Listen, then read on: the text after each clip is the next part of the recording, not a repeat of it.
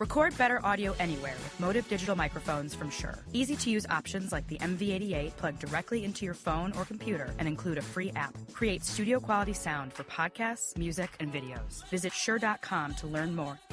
Blog Talk Radio.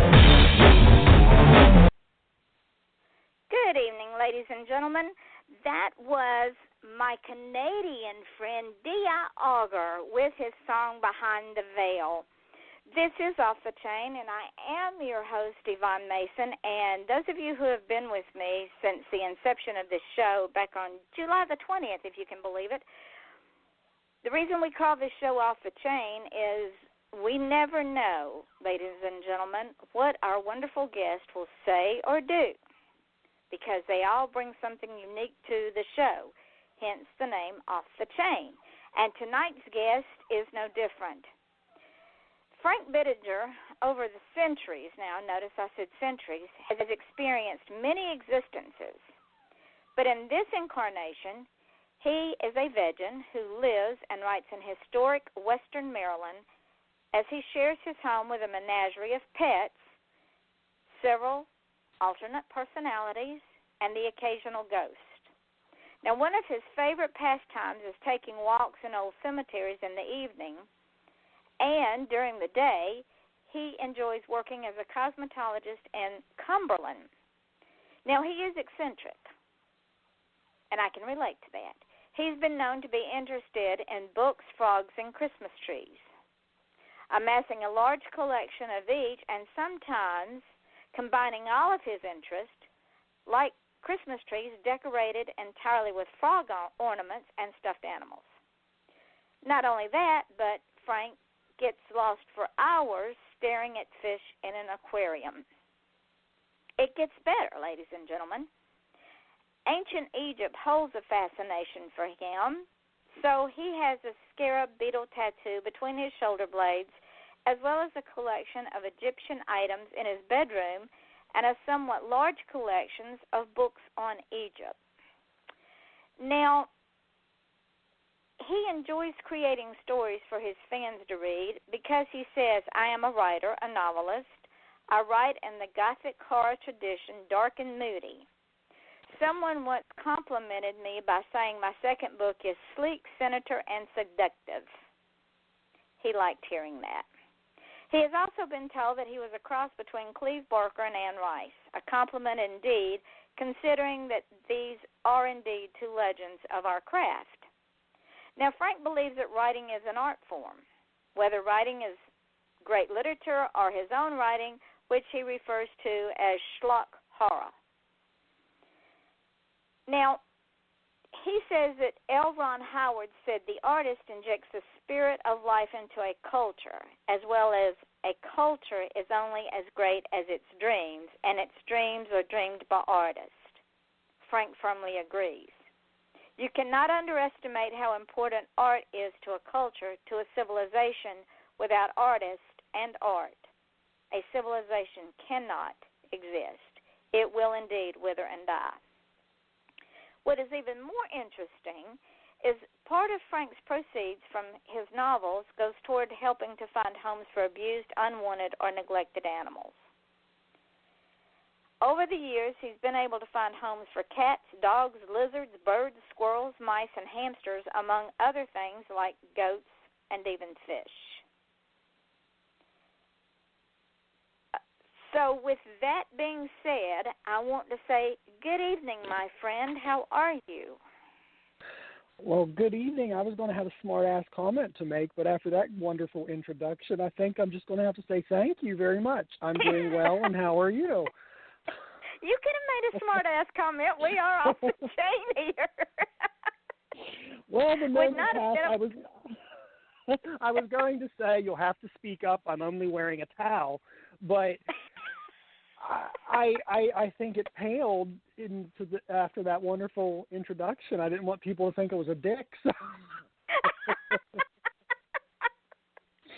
It would have been well received. I'm a big Simpsons fan, and that's a line Homer said one time when he answered the phone on an episode of The Simpsons. You'll have to speak up. I'm wearing a towel, so you know. That is too. And I would have said, on which head? There you go. Why I like you, my friend. You're dark underneath that glamorous exterior. You're just a dark, twisted thing. I love it. I am very, very dark. That is what people that don't know me don't know about me. Beneath this southern demeanor, well, the things do come out occasionally. I know. I have someone once said to me, after I got to know you, I can't believe how wicked and twisted you are. You don't look like that. To which I just calmly responded, well, wasn't Lucifer supposed to be the prettiest of all? Absolutely. Absolutely. Hey, he was one of the most beautiful angels. And we get by doing it. That's what's even better. That's right. I was told a long time ago in school, you have such beautiful eyes and eyelashes. Just keep batting your eyelashes and you'll get everything you want in life. And I've never stopped. Oh, good Lord. Speaking of your eyelashes, let's talk about your history.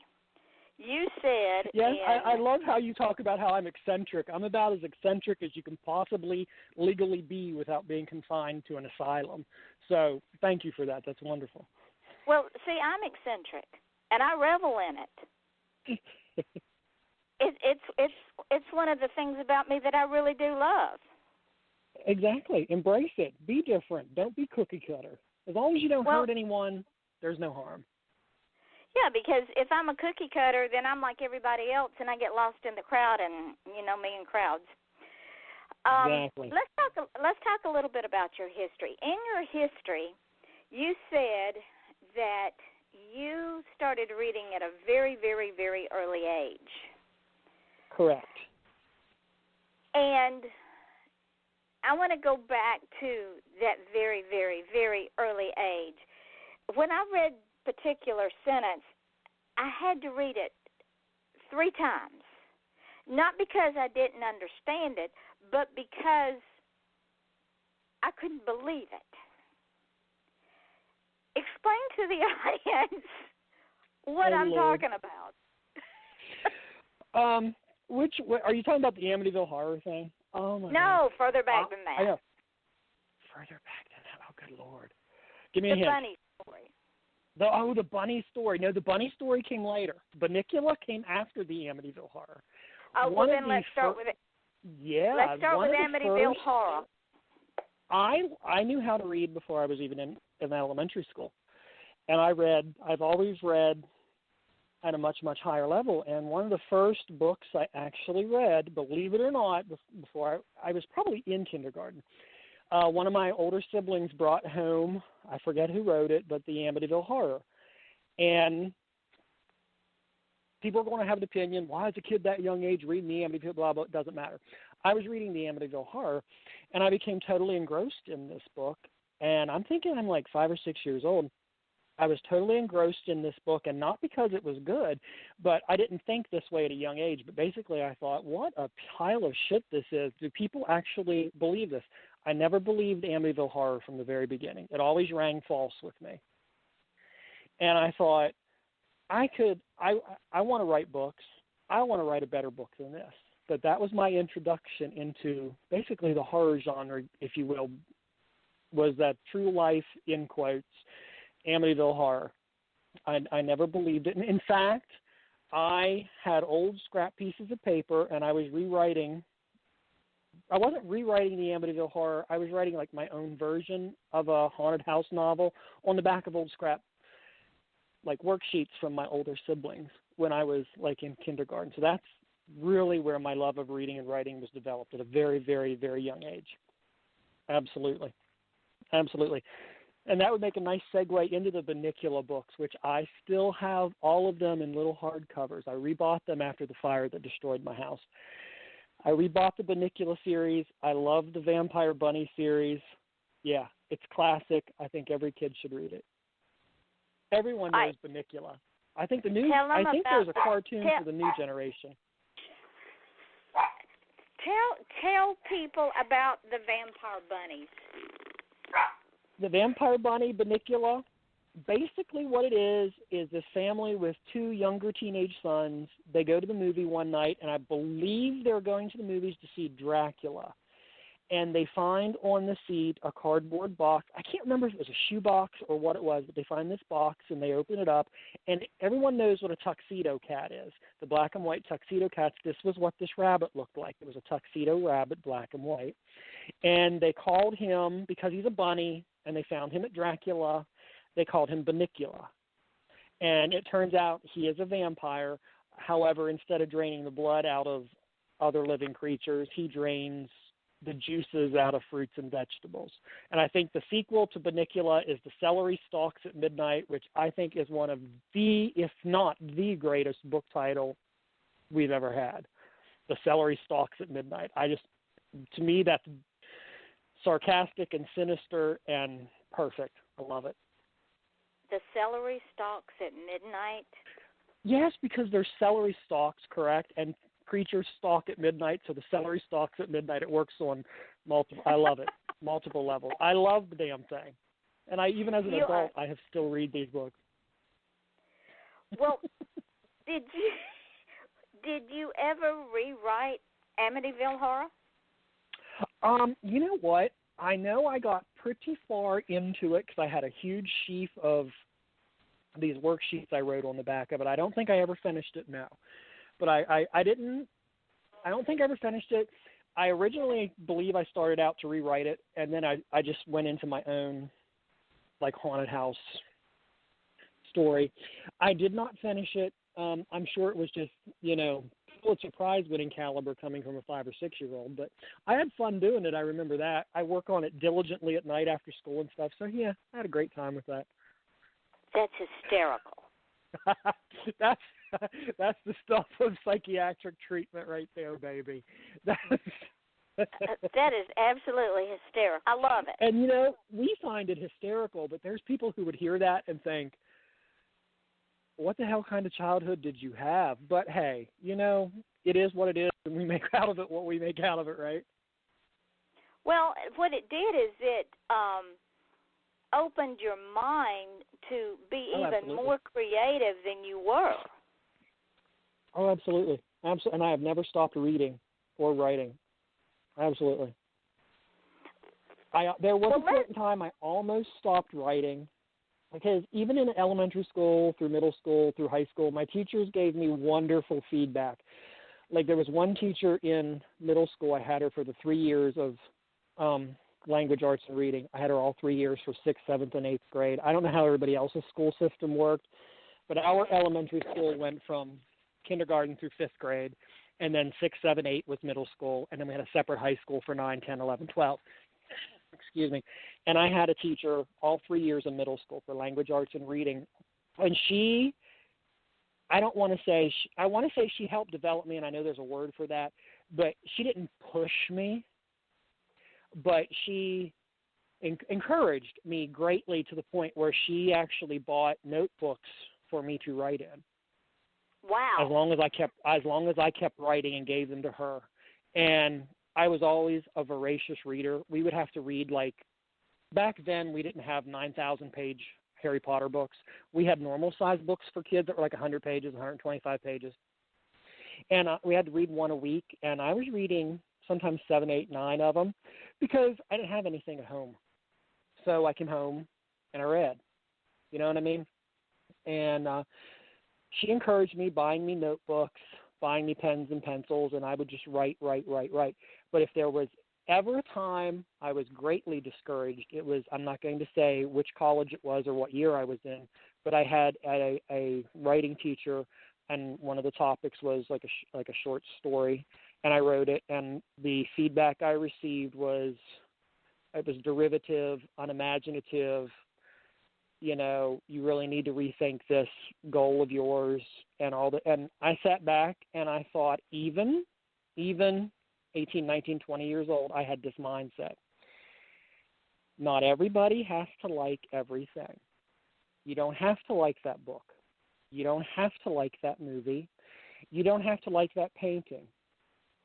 That's fine. It's acceptable. But you don't have to be mean. And I thought, you could be, as being a paid professor in college, paid by the tuition of students, you could have been a little more encouraging than to say, derivative. And, and I sat back after reading that, and honestly, Yvonne, my first thought was, well, fuck you, I'll do what I want. And if I want to do this, I'm going to do this. Good for you. I hate to make that sound rude, but I thought, I'm going to do this. I want to do this. All these people could not have been blowing smoke up my ass. I have to have some grain. Granted, my schlock horror is not for everybody. There's a lot of people who seem to like it. It's not for everybody. You don't have to like it. Just don't be mean. These people are not blowing smoke up my butt. I have to have something there, and I'm not going to let one person in one story you just might not have liked say, this is unimaginative. Therein lies the thing, Frank, is they might not have liked the genre of the short story, but they could have at least appreciated the technique that you used, which God loved the teacher that encouraged you, because I had the opposite effect. When I was in grammar school and I didn't go to middle school, I went straight to high school, but when I was in grammar school, writing and reading were my first loves too. But I got the opposite effect. You can't write worth a flip. I also, now I was taken into, in high school, I was taken into the principal's office with the school counselor. And I applaud them, because this was in a day, I'm not going to give away my age. Well, screw it, I'm 40 years old. I was taken in, excuse me, I'm fighting allergies, so when I sneeze and clear my throat, please excuse me. That's quite all right. I understand. I was in high school, and I was taken into the principal's office and with the school counselor, and they wanted to speak to me. But I applaud them for doing that, because once they realized I was simply creating fiction and I was not going to harm myself, I was not going to, but this was in a day and age that was before school shootings and all that bad stuff, but still I applaud them. And they wanted to talk about my writings, and some of them were gory and all this stuff, and I sat there and I listened to their concerns, and I said, look at me. I'm not going to do anything to myself. I'm not going to do anything. These are books. Look at my library card. See what I check out in the library. You'll see what I like. I'll tell you movies I like. But I applaud them for taking the initiative and step in to go, is this just your likings, this is just your stories, or is there something we need to be concerned about? And after we got that cleared out of the way, I never had a problem with it again. Well, the thing is, sadly, children are not allowed to be creative.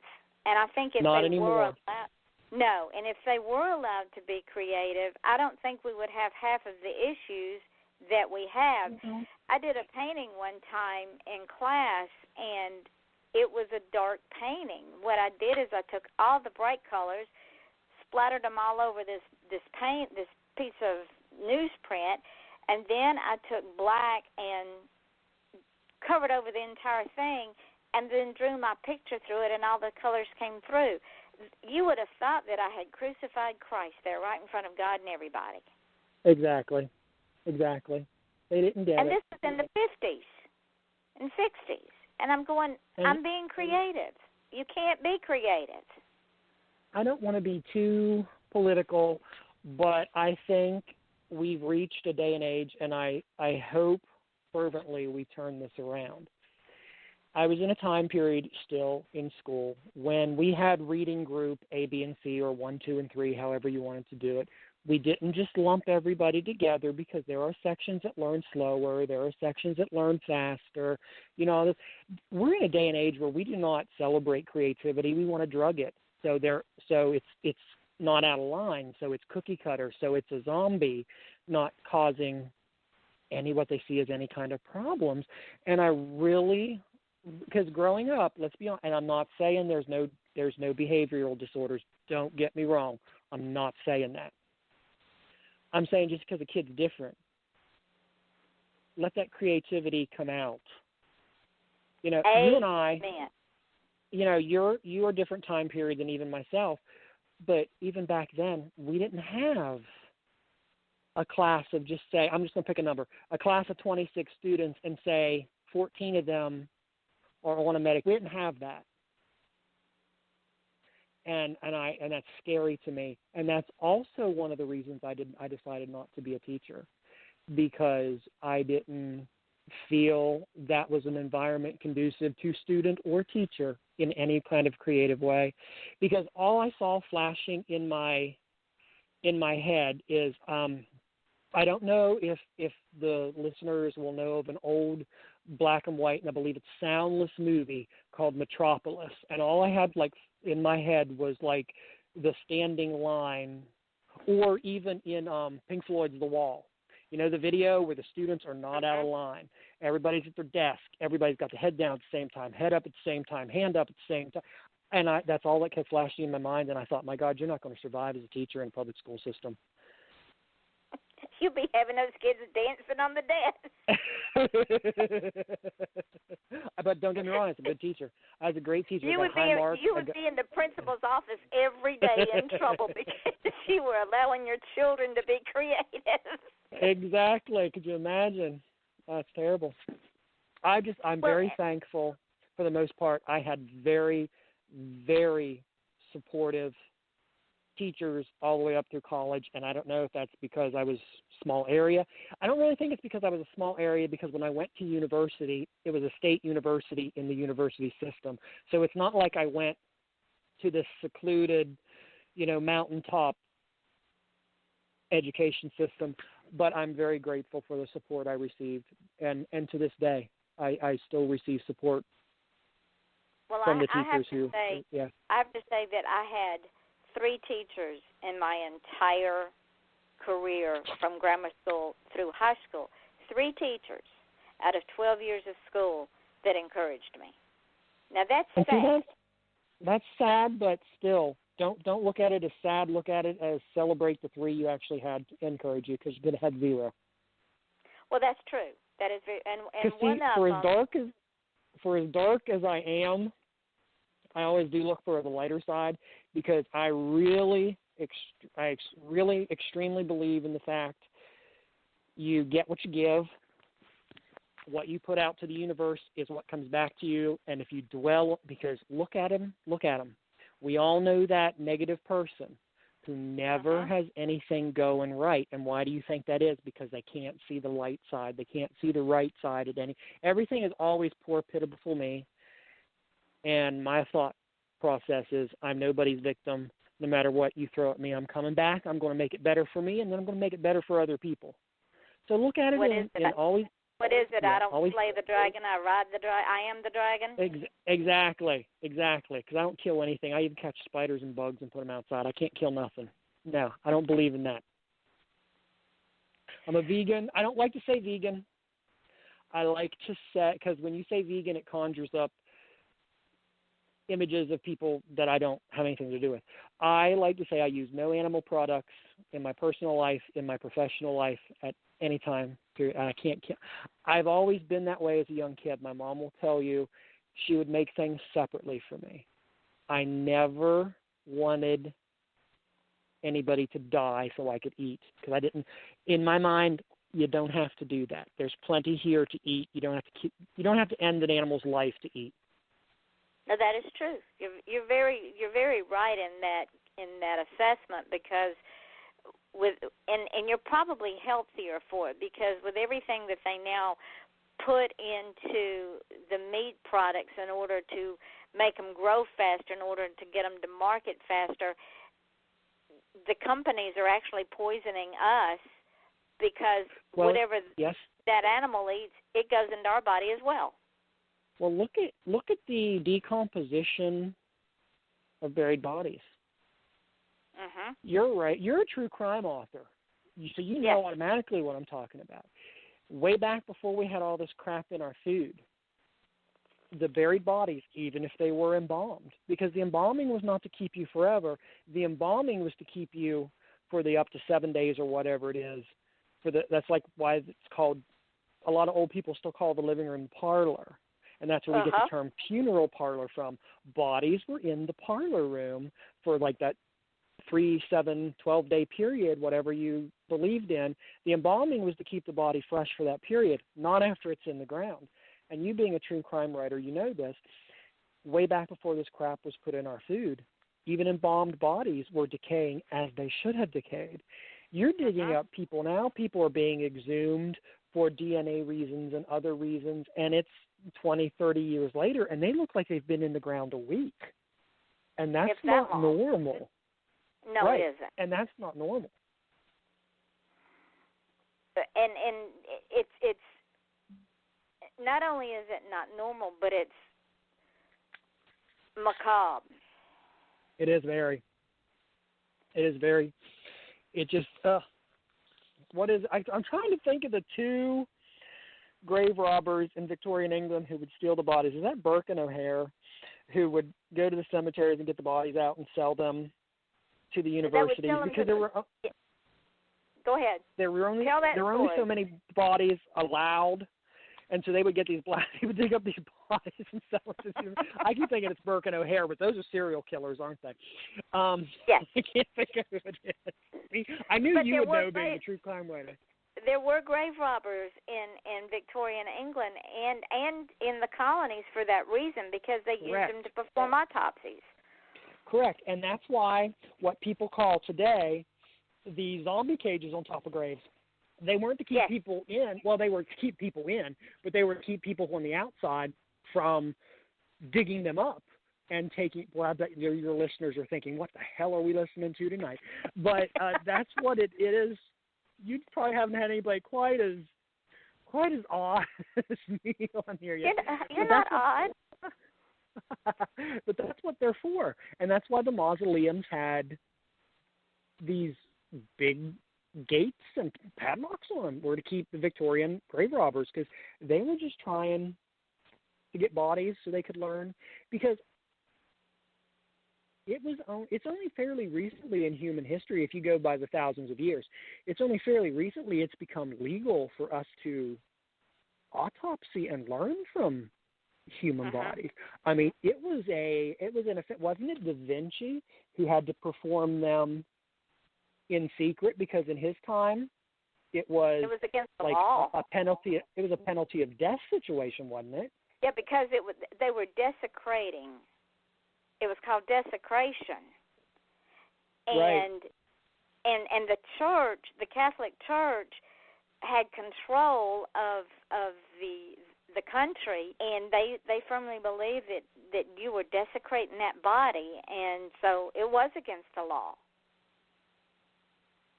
Oh yeah, it's absolutely. So I mean, I understand completely.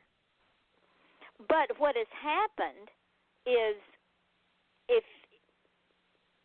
if you take a piece of meat and you don't cook it and you leave it out for several days, it doesn't change. Now, have you seen the I don't want to say what fast food restaurant it is, but the displays that are like 8, 10, 15 years old, yes. and it looks like yes. they've just gone today.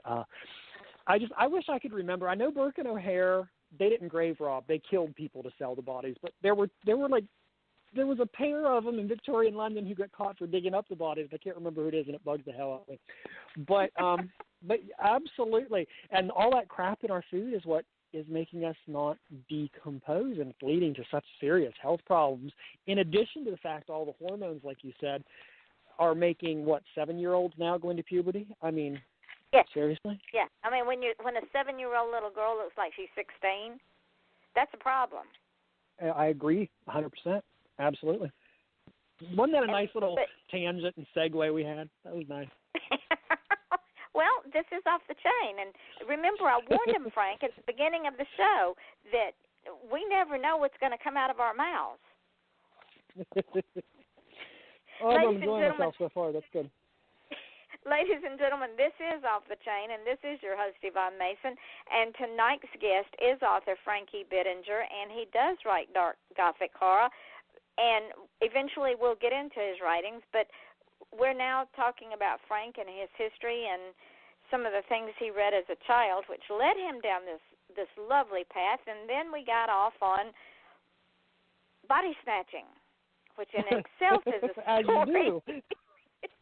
How we got there, if you haven't been here since the beginning of the show, you just got to go back and listen to it in archives. And I'm a since weirdo. We're on, yeah. And since we're on death and body snatching and decomposing and embalming, you are I want to say almost a historian of ancient Egypt and all things ancient Egypt, which to me is, because Egypt was the cradle of civilization. To me that is fascinating, because I love ancient Egypt. I always have. I wanted to be. I couldn't go at the time. There was no internet. I wanted to be a mortician. I was told I had to play with people. People automatically feel calm and at ease around me. And when I have a professionalism. I have a modulated voice that even my writing. I've had people tell me my writing lulls you into, like, with its rhythm, lulls you and calms you. And I wanted to be a mortician, but at a very young age, I was taking care of 2 parents who were ill. And I could not go away, from where I lived, which was like 3 or 4 hours away, to attend mortuary school. And then I wanted to go to college to be a director of antiquities. And I ended up majoring. It was going to be, like we touched on earlier, I was going to be a history psychology teacher, and I concentrated on ancient civilizations. I think there's more to them than even we know today. I think much of, I don't know how much you or the listeners have read about, I don't want to say alternate history because that makes it sound sci-fi-ish, but I think you know what I'm talking about. Uh-huh. I don't want to say, because there's some whacked out I mean, people who need Thorazine in the new vanilla flavor theories out there. Speaking of Thorazine and people, we have a caller. Let's see what they want, then we'll get back on your subject. Hold on just a minute. Hello, caller. This is your host, Yvonne, with our guest, Frank Bittinger. Who are we speaking with, please? Tom. Hi, Tom. How are you? Hey, good. You? I'm good. You have you have a question for Frank? No, I just wanted to wish him well and, say hi. Well, thank you very much, buddy. How are you doing? What's that? I'm sorry. How are you doing? Thank you. I appreciate it. Oh, yeah. Doing well. How about yourself? Not bad. Yvonne's keeping me entertained here. I never know where she's leading me with these questions. Yeah, she's good at that. Well, Tom, since you're on, listen to Frank was in the middle of discussing an alternate history for the ancient Egyptians. So hang on, don't go anywhere, Tom, and let's listen to where he's going with this, because I don't know where he's going. It should be interesting. Well, I think it'll be interesting. I watch a lot of documentaries and these TV shows because if you get an Ancient Aliens episode, a marathon on, I'll sit here and watch it no matter if I've seen them 19 times or not. But I don't go that far because some of their theories are way out there. But I really think the ancients, especially Egypt, had more going on than we give them credit for. Like, we're just now understanding the 3 pyramids are not burial pyramids. They never had bodies in them. They were used for something else, and we're all but sure they were for energy. Now, I'm not saying there was a world grid and all this stuff, but I think the ancient cultures had a lot more going on and were much more advanced than we give them credit for. Like, we can prove now they knew how to make batteries that were pretty powerful, and if they knew how to blow glass and do all this stuff, who's to say they didn't have these batteries hooked up to lights?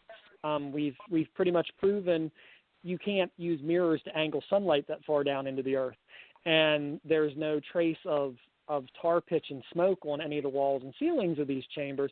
So, I mean, and then we have the pictures on the walls that look like they had light bulbs, so I think we need to give them a lot more credit than we even give them now. I mean, it's just, and I am one of the people, I do firmly believe the Sphinx is several thousand, well, first of all, I believe the pyramids are a couple thousand years older than we think they are, and I believe the Sphinx is several thousand years older than even the pyramids are. See, I think the Sphinx was there before the pyramids. Interesting.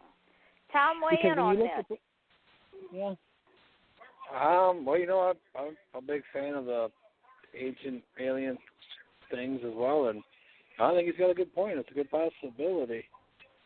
I mean, there's watermarks from before when the Nile moved, from where it would flood and it would wear away on the Sphinx. Now it hasn't been near the Sphinx for several thousand years, so I mean, I agree with you, Tom.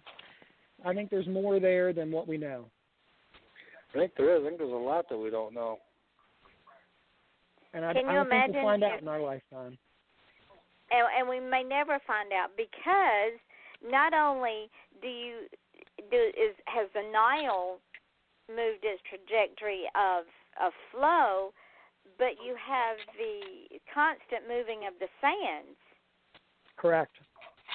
So and when you look at the radar, not radar, but the satellite imagery now where they can see shapes under the sand, and I saw one a few months ago where it said they found between 17 and 19 in that area of Egypt suspected pyramids buried in the sand. So there's probably dozens more we don't even know about, and we know there's hundreds more across the world we don't know about, especially in the jungle where they're grown up and we'll never see them again. Yeah, the Mayans. Is it Mexico the Mayans are from? The Mayas, and then the Aztecs are further down, and then the Incas of Peru. Yeah. So how did they know how to build pyramids? I don't buy the whole scientific mathematical, the pyramid's the easiest constructed form. Well, how do you know they knew that? You can't speak for them. You don't know. And then you look at India, and because they all look the same, don't they? I mean, they all have different imagery and stuff, but not everybody in the world at the same time is going to go, hey, you know what? The pyramidal shape is the easiest concept for us to realize with the limited tools we have. And then because what were you taught in school? I don't know. I was taught it took working day and night 20 years for the pyramid to get done. And now mathematicians and physics teachers are saying, not possible. Not possible at all. Interesting. Very interesting. Now, You always, and I love it. You have a scarab tattoo. Explain to the folks, because of your love of Egyptian history, not everybody understands what the scarab means. Explain to our listeners what it meant in ancient Egypt. Well, mummies were wrapped, and the scarab beetles carved out of stones and clay and all kinds of other things were wrapped in the fabric to help them. And I believe it's a symbol of the rising sun, of the sun god, I believe. And that's what they used. And you see them on everything. You see them carved by themselves because, of course, basically it's a dung beetle, and it rolls the dung up in a ball and rolls it across the ground. And that was symbolic of Ra, the sun god, moving the sun across the sky. And I can see where they would come up with that. To me personally, it is a symbol of look what this little beetle can do. The same with an ant. Look at the strength they have in proportion to their little bodies. Much, much more than what we as humans have. And to me, it's just a symbol of you don't give up, transform your body, transform your soul. And even though you get renewed with every single day. Just like the sun is renewed every single day. Comes up over the horizon, transverses the sky, goes down beyond the horizon, and then overnight, next morning, it's renewed again. And that resonates with me. And so that's why I took it as a symbol. And to the point of I believed in it enough to have it tattooed on my body. I love it. And you're right. I never thought of the sun being that, but it is a renewal. Every day is a renewal. And whatever happened the day before is gone. Exactly. And if you want to look at it in like a really mundane manner, and again, if you think about what I'm going to say, it's true. This dung beetle literally makes things out of shit. You can take nothing and turn it into something. Absolutely. And I agree with that wholeheartedly. It's just, when you think about, yeah, absolutely. Now, something else that's interesting about you that you and I had talked. See, we have more. I love the way you say this. that because it's almost like I get tickled at the way you say that because you're like, something else about you that's interesting, and it's almost, I don't want to say you're like tempered when you say it, but it's like you're broaching a subject, like you're walking up to the dynamite not knowing if it's too wet to explode or not. Something else that's interesting about you. But see, inquiring minds want to know. I mean, my degree in criminal justice makes me say that. Imagine us sitting across from each other in an interrogation, and I'm going, Frank, now there's something else interesting we need to discuss. And you're going to go, okay, let me tell you. Exactly. I'm an open book. I'll tell you anything. All you got to do is ask. Tom knows me. Tom's been around me a long time. Tom knows how I am. Oh, yeah. But the thing is, the reason that it interests me is because I believe the same thing. Because too many things have happened to me in my lifetime, and I I have met too many people or been in too many situations where I've said, I've done this before, I've known you before, and I've never met this person before in my life. So absolutely. You believe in incarnation. I don't actually call it reincarnation, but that's like the Hindu-Indian thing. I call it previous existences, present existences, and future existences. But yes, I do. And one of the best examples I can pinpoint is there was an hour-long show on television about this young child, and he gave such in-depth information about having lived before in Hollywood. And they would track down the parents to the point of hiring private investigators to track down. And they thought they found the gentleman who had, I think it was 2 wives or what have you, and they showed the picture of the guy to the little kid, and the kid's like, no. And they said, well, he was married to, just say her name was Barbara. He was married to Barbara. No, my wife's name was not Barbara. It was whatever. I mean, he knew and this was not an actor. This was like a bit background actor that was in a couple movies. They even took him to Hollywood. He knew when they got to the guy's house, and he would say, well, the pool's gone. The pool was over there, and it was in this shape, and on days such like this, we would have this kind of part. I mean, there's no way they could have dug up this information. This was obscure information. They could not have fed, and this child never wavered, and this kid was like 6 or 7. Well, have you ever met someone for the first time and instantly said, I've done this before with you, or yes. I've been at this place before? Well, when you think about it, we have souls. We're created with souls. That gives us the ability to reason and know right from wrong and make bad or good decisions based on our stupidity or intellect, depending. And correct. Who's to say where those souls go and if they don't come back? Why can't our souls be rekindled? Right. If you have something you need to be taught.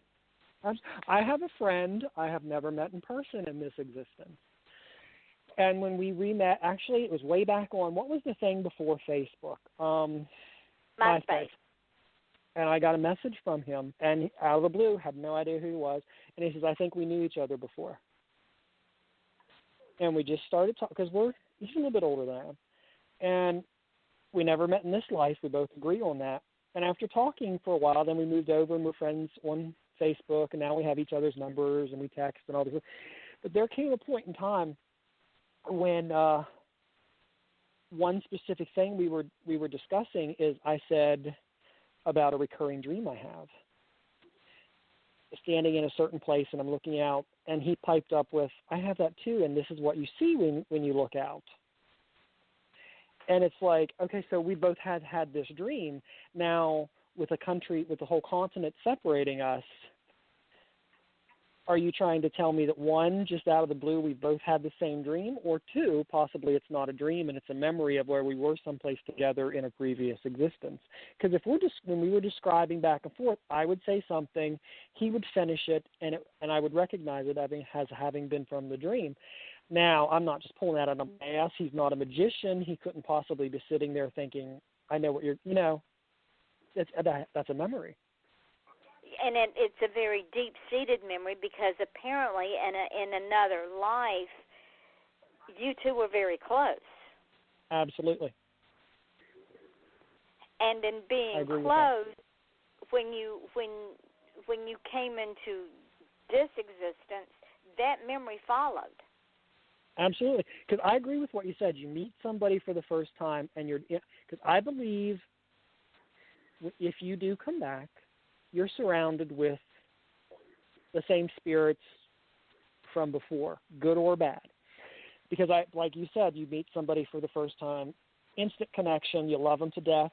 There's also the people who have never done a blessed thing to you in this life, and your skin itches to be when you're near them. You just don't want to be near them. You can't stand them.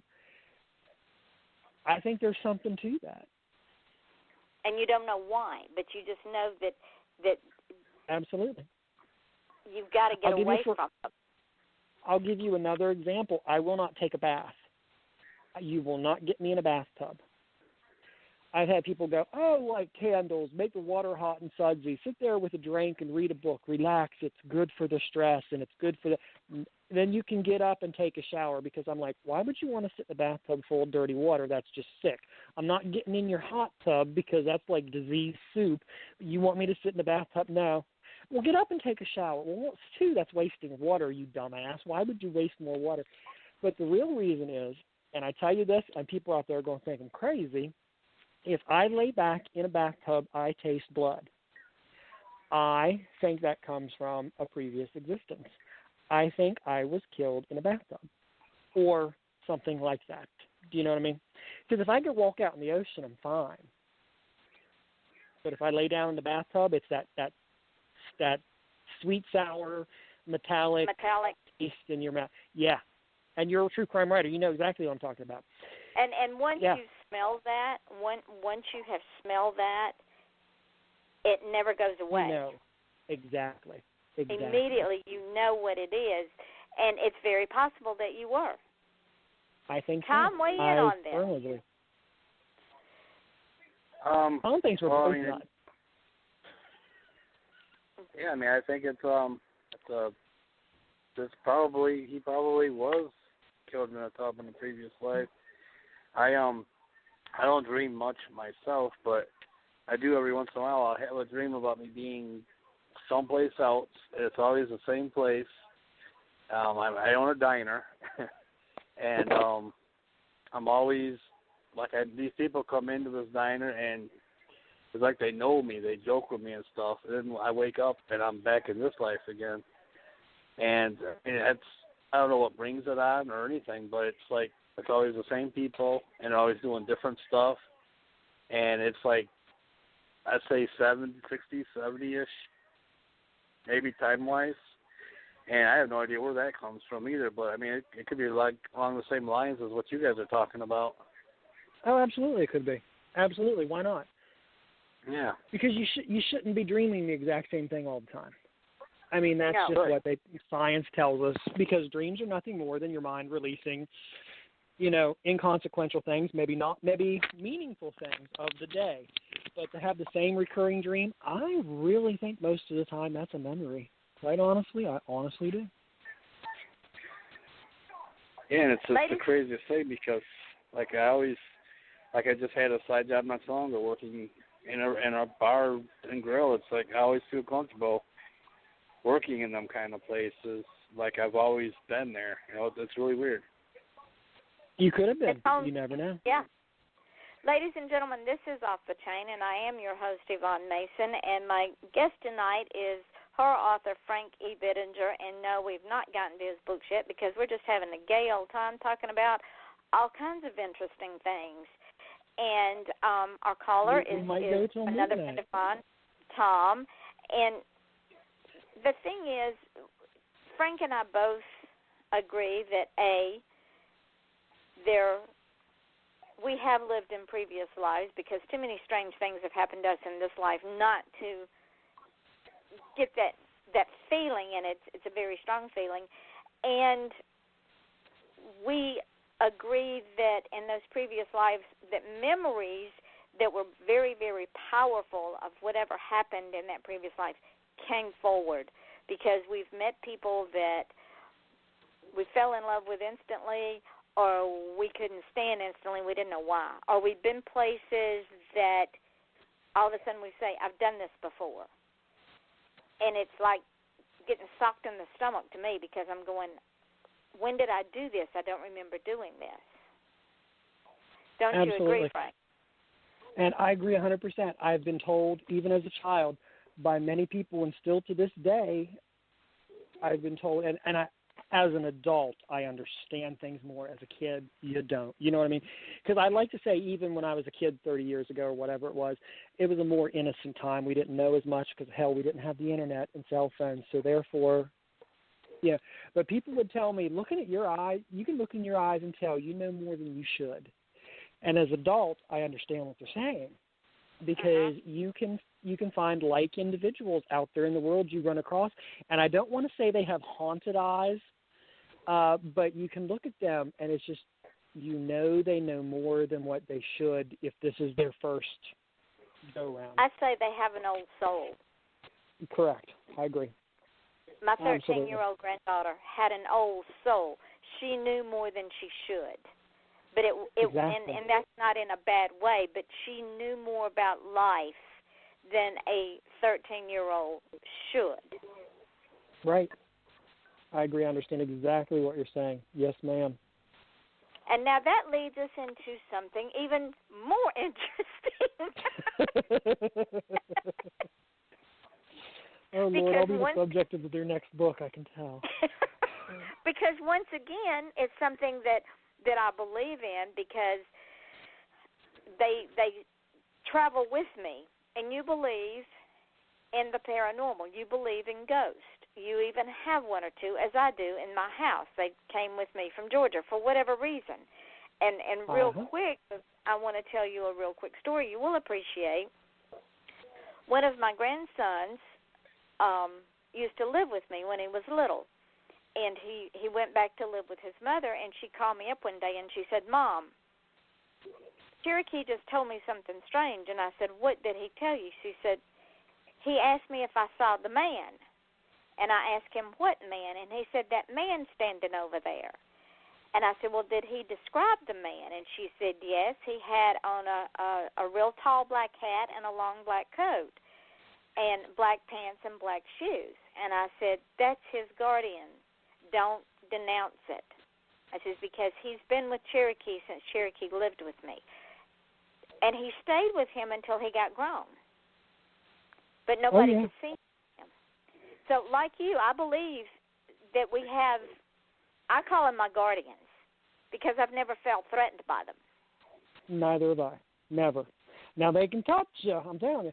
But I grew up with that. Now, I don't know if other people can relate to this, but on my mother's side and on my father's side, they were of the same religion, but different churches and physical areas. You know what I'm saying?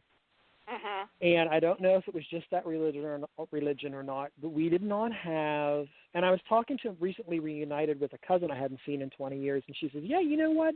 Growing up, I remember." She's from my mom's side. Her mom and my mom are sisters. She says, "I know what you're saying. Growing up, we never had pictures up." And I remember being, in fact, I'm in the process of writing a true ghost, my experiences with ghosts in a true book. I don't know what you would call that. But from a very, very small age, we lived beside my paternal grandmother. My paternal grandfather died when I was 6 months old, and I was named for him. And I remember very vividly of telling my mom and dad and my grandmother, anytime I would stay, like I said, we lived right beside of each other. Anytime I would stay at my grandmother's house, about the white-haired man. And like I said, I don't know if it was religious purposes or not, but we did not have pictures up. And one night when we had real stormy weather, we would stay at my grandmother's house, and we were staying in her house, and I had seen the white-haired man. And I came into the living room, and I was talking about the white-haired man, and my grandmother told my dad to go get the photo album, and he brought it out, and she says, "Now you come here and look through here and see if you can find him." It was a picture of my grandfather. Now, I hadn't seen him since I was 6 months old, but I was always seeing the white-haired man, and I saw him up until a teenager. And my grandmother, I was with her a lot. And I don't think she ever told my parents this, and I never told them, but liked to play a game with me. And she would go through the photo album, and she would say, "Who's that? And who's that?" And I was naming these people who were dead years before I was ever even thought of, never met, never heard about, and I'm naming these people she's pointing to. Wow. So there's something to it. There's something to it. And my younger sister has also had, we found out later years as adults, had similar experiences in my grandmother's house as I did. And we never talked about it until we were adults. So there is something to the paranormal. Weigh in, Tom. That's crazy. Wow. That's really cool. Yeah, I'm eccentric. Yeah. Well, see, we were never told to believe or not believe. We never were told that's not true. We were never. We won't go into my upbringing because that's a hell of a story for another time. But we were never told. I was never told you didn't see the white-haired man. I was never told he didn't exist. But on the other hand, I was never told we believe you. I was never told, yes, I know you saw him. Am I saying that to make you get what I'm saying? We were never swayed one way or the other. We were just let go. You were allowed to experience, make your own decision on it. Yeah, right. And experience your own life's lessons in that arena. And I, for one, if someone has, I call it that gift, that you cannot discount that gift. I'm all the time fighting with my mother about this because we all are empaths. We all know what's going to happen before it happens. And I can tell you almost word for word a conversation that I'm going to have with someone before I have it. See, I never understood how if you're in church, that stuff is acceptable. But if it happens on the sidewalk, it's from the devil. See, that never gelled with me. I don't believe that. I don't either, because if there's nothing wrong with that ability. It's how you use it, yeah. Right. It's not the gift itself. It's what you use it for. And I have always believed that, like the spirits probably come back. Who's to say that they don't hang around if something in their life was not finished, or if they feel like they need to hang around and take care of you, for instance, your grandfather. He wanted to make sure you were okay. Absolutely. So he hung around until you got old enough to take care of yourself. I always wanted to. The hospital in which I was born no longer exists, but the records are somewhere. They're actually physical records. They're not in a computer. I want to see them because both my grandmothers, and my grandmothers knew each other, of course, but they never hung around each other. It was a different age, a different time. Back then, 60 was old. You know what I mean? And both of my grandmothers told me stories. My maternal grandmother would always tell me I could see, and I didn't know what that meant as a child. I would say, well, of course I could see. I got eyes. And my paternal grandmother, both of my grandparents told me I was born dead. My mother confirms this. I was born dead. I came out as a breech birth. I had the severed umbilical cord wrapped tightly around my neck, and it had to be cut off. And I had to be resuscitated. Now, if you look in, as I got older and readily was able to access, references and look up things, there's just many, many cultures around the world that is a great significance, because if you're born dead and you're brought back to life, you never fully come back. And what is it, Yvonne? Because you know the Native American thing. You walk with a foot in both worlds. Am I saying that right? Okay. Yes, you walk with and a foot in both worlds. I would love to see my birth record, because being 40 years old, through your research, way before computers, there's not a whole lot. No matter what happened in a birth, if it eventually turned out okay, they didn't note down a lot of the bad things. But I would like to see what's in my record. For instance, I've dreamed since I was a kid of talking to myself. I've always felt like the other half of me is missing. Twins run in my family. Both grandmothers lost sets of twins. Pictures of my mom when she was pregnant with me. My mom was huge. And everybody in the family told her they bet she was going to have twins. And I'm the only one. So and I think there was another twin, and I'll tell you why. People who've known me for years look straight at me and call me Freddie. And people who don't know each other, why would it be Freddie? Why would you not think of something? You know what I mean? Uh-huh. And I've spoken to nurses I've known very well, and nurses have said, older nurses, they've agreed with me. If he was born dead, they might not have ever entered that into the record. They might never have told my mom. I know there was some problem with the birth other than me being born dead. My mom said they told her there was an issue with the afterbirth. Well, to me right there, that's suspicious. Uh-huh. And another nurse told me, she said, well, he might not have even survived up until birth. He might have passed and been reabsorbed into the body. She's like, but everything you're going through, she said, I'd love to see your records too, because I'm betting dollars to donuts. You were twins. And if you ask anybody who is a twin, they knew. Whether one was adopted into another family, well, you know this stuff. You've done how much research? They always know, God. don't they? More research than I care to count. Exactly. But and I'm the betting. thing with twins, though, the thing with twins is that, like you say, twins do not feel complete without the other one. Right. In fact, if you study birth and deaths of twins, usually when one twin dies, the other one comes right behind them within a few months, it's maximum a couple of years. Because they are, even fraternal twins, they are mirror images of each other. Right. I think I was I would bet everything I own I was a twin. That's how sure I am. See, I would just love to see those records. More and more interesting. You could write a book about this.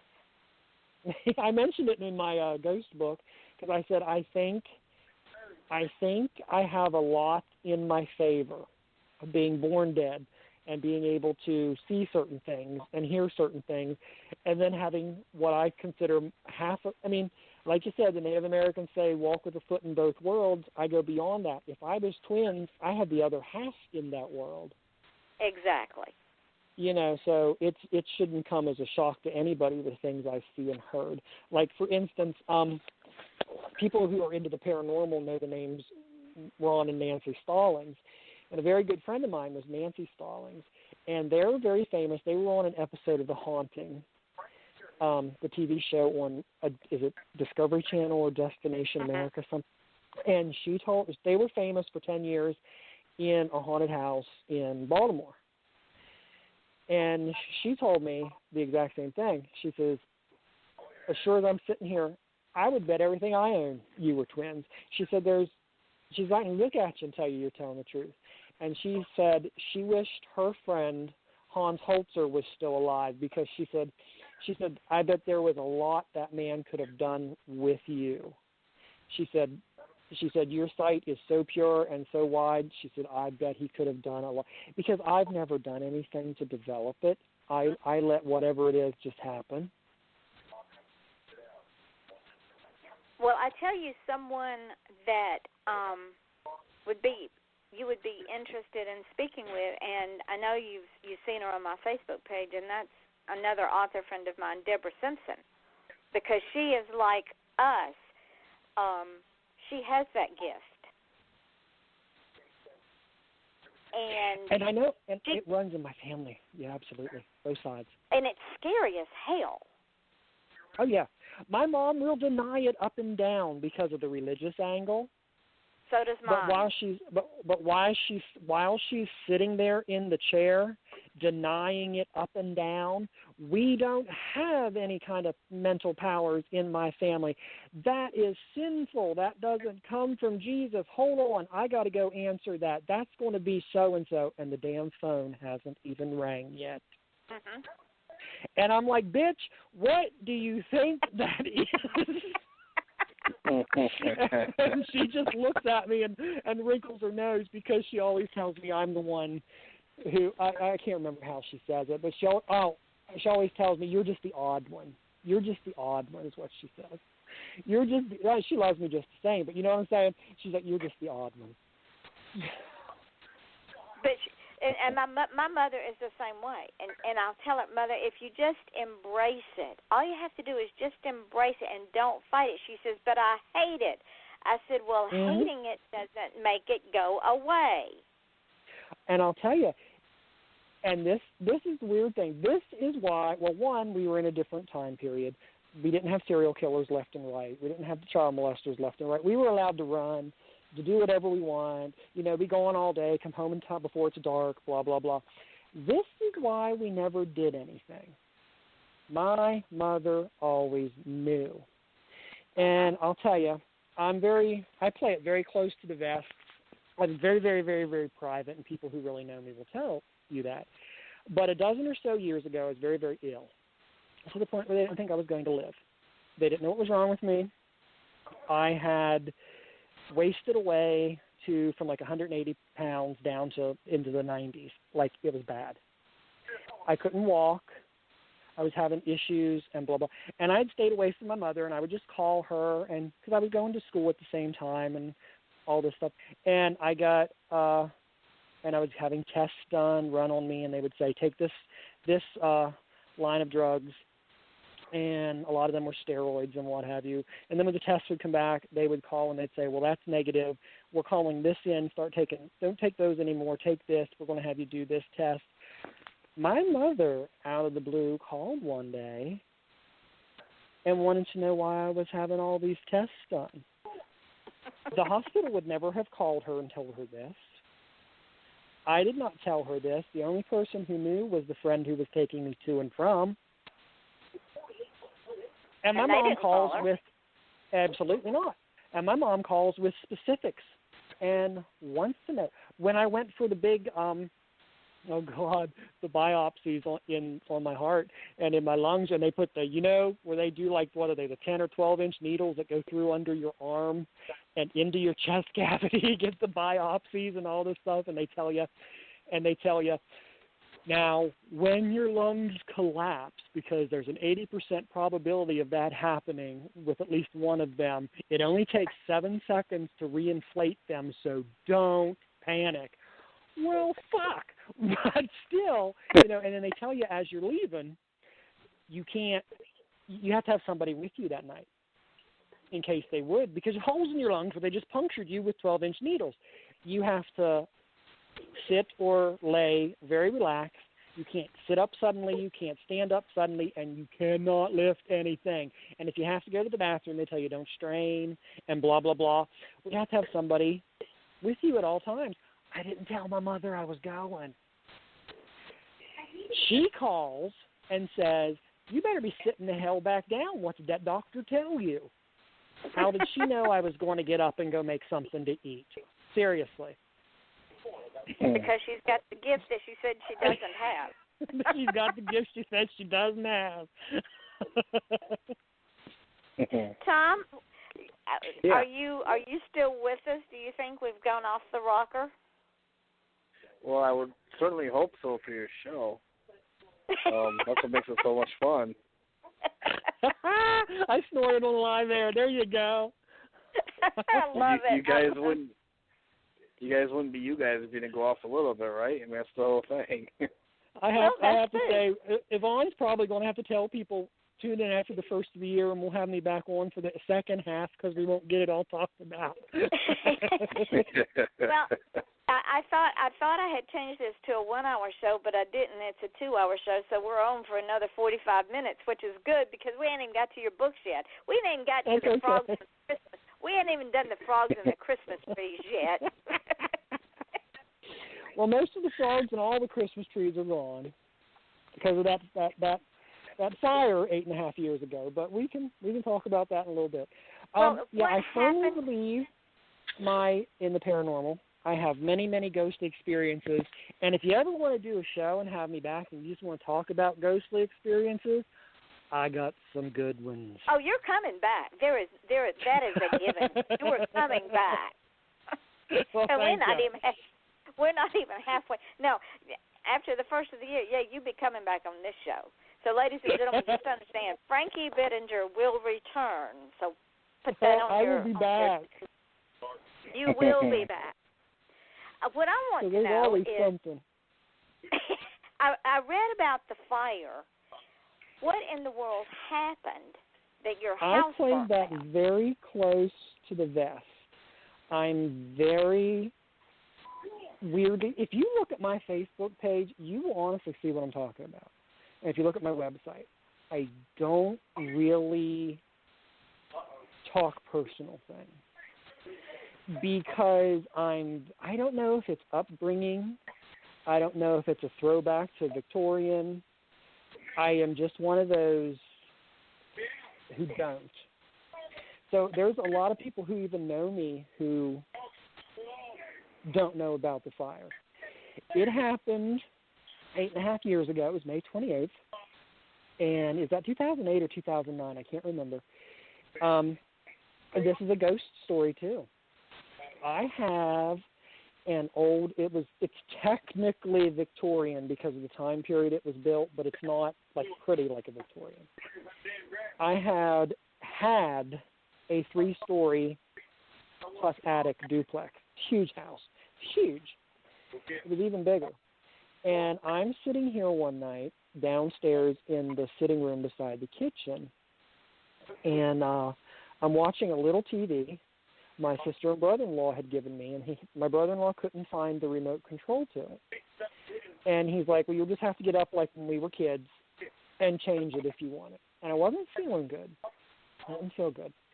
And it was very, very early for me, but I was going to turn in because I just did not feel good. And it's probably 11:45. Never go to bed that early.